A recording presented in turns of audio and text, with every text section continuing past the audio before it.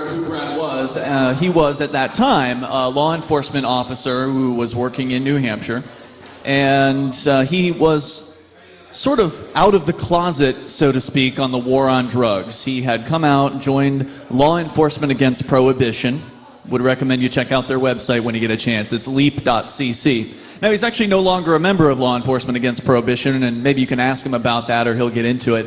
But that's how I knew who he was, because he was the only police officer in the country currently receiving a paycheck who was actually speaking out against the war on drugs. Every other member of Law Enforcement Against Prohibition were retired. So they had gone through their careers, they had learned the drug war was a really bad idea, but they weren't courageous enough to come out about it while they were still receiving a paycheck from the state.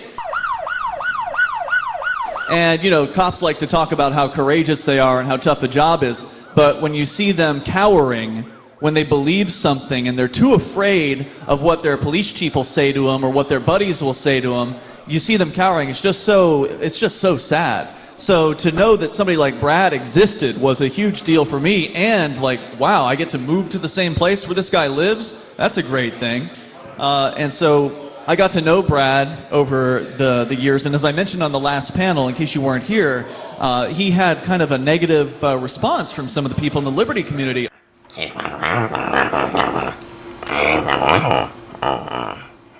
Oh, well, you know, he's not principled enough, or he was a cop, so, or he is a cop, so we can't be friends with him. And I think that that kind of attitude really turned people off, and thank goodness most people weren't like that with Brad. Accept this ring to be his wife. I think most people were welcoming and loving and caring towards him, and open to understanding that it takes people time to change. And he did change. He actually even quit his job as a law enforcement officer. That's worth applauding for. Because he couldn't do it anymore. He couldn't arrest peaceful people for not hurting anybody else anymore. And, you know, there was controversy within the police department. They tried to get him fired. I'm audio taping. I beg your pardon? That was a private conversation. I'm going to step backwards.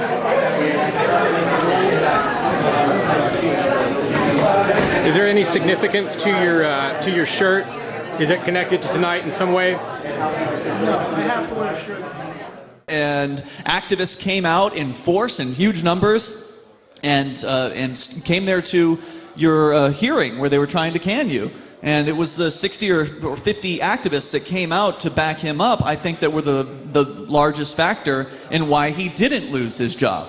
He ended up quitting a few weeks later just because he didn't want to deal with it anymore. But I think Brad Jardis is a huge success story for the liberty movement in general, and obviously here in New Hampshire. I'm proud to have him on my radio program every other Thursday when he actually drives halfway across the state just to sit in the studio and talk with our listeners. And he's just a nonstop activist now running for sheriff in Coos County,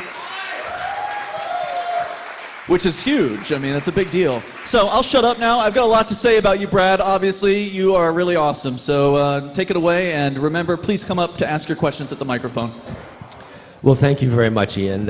I'm not very good at being spoken about, especially sitting at an elevated table in front of a group of my friends. That was a very kind introduction. So yes, I was a law enforcement officer, and I'm running for sheriff actually here in Coos County. And most of you may not, or may know if you looked at the PorcFest schedule, I'm getting married tomorrow night to Ashley. So when I was asked to do this by Jody, I definitely wanted to, because I think there's like a huge disconnect and a huge opportunity for people in the activist community, or people who believe in like